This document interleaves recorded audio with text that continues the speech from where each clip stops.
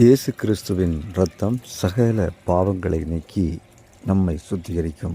நம்மில் நாமே பாவம் இல்லை என்பமாகில் நம்மை நாமே வஞ்சிக்குள்ளாய் காணப்படுவோம். சத்தியம் நமக்குள் இராது. அவருடைய குமாரனாகிய இயேசு கிறிஸ்துவின் இரத்தம் சகல பாவங்களை நீக்கி நம்மை சுத்திகரிக்கும். தன் பாவங்களை மறைக்கிறவன் வாழ்வடைய மாட்டான். அதை அறிக்கை செய்து விட்டுடுறவன் இரக்கம் பெறுவான் என்று வேதம் எத்தனையோ வாக்குறுதிகளை நமக்கு தந்திருக்கின்றது.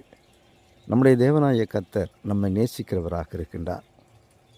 நம்முடைய கர்த்தராகிய இயேசு கிறிஸ்து நம்மை நேசிக்கிறவராக இருக்கின்றார். அவர் கல்வாரி சிலுவையிலே அந்த சிந்தின இரத்தமே அது மிகப்பெரிய ஒரு நமக்கான விடுதலைக்கான பாதையை அவர் வகுத்து கொடுத்திருக்கின்றார். அந்த பாதையின் வழியாக நாம் செல்வோம் என்றால் அந்த இயேசு கிறிஸ்துவின் இரத்தம் நம்முடைய பாவங்களை சுத்திகரிக்கிறதாக இருக்கிறது. இயேசு கிறிஸ்துவின் இரத்தம் இருதயத்தின் ஆழத்தில் பாய்கின்ற பொழுது நம்முடைய சிந்தைகள், நம்முடைய இருதயத்தின் எண்ணங்களை தேவனாகிய கர்த்தர் மாற்றுகின்றார். அதுதான் அவர் சொல்லியிருக்கிறார், முதலாவது நீங்கள் தேவனுடைய ராஜ்யத்தையும் அவருடைய நீதியையும் தேடுங்கள், அப்பொழுது இவைகளெல்லாம் உங்களுக்கு கூட கொடுக்கப்படும்.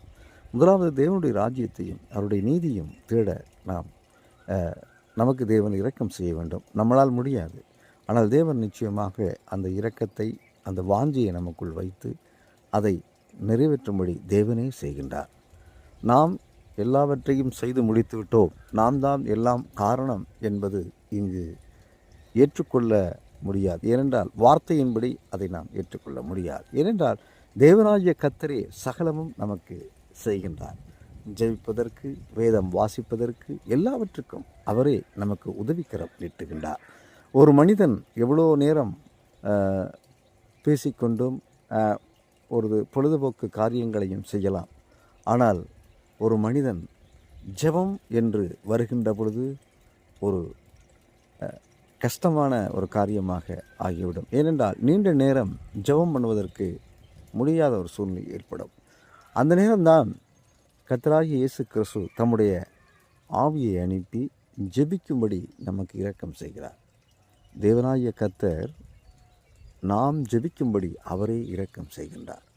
அவருடைய இரக்கங்களுக்கு முடிவில்லை, அவருடைய அன்புக்கு முடிவில்லை.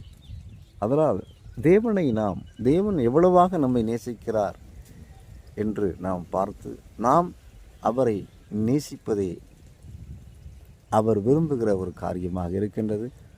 அதனால்தான் ஆதியாகமம் முதல் வெளிப்படுத்துவதை சகல வாக்குத்தத்தத்தையும் நமக்கு அருள் இருக்கின்றார். தேவனாகிய கர்த்தர் நல்லவராக இருக்கின்றார். ஆமென்.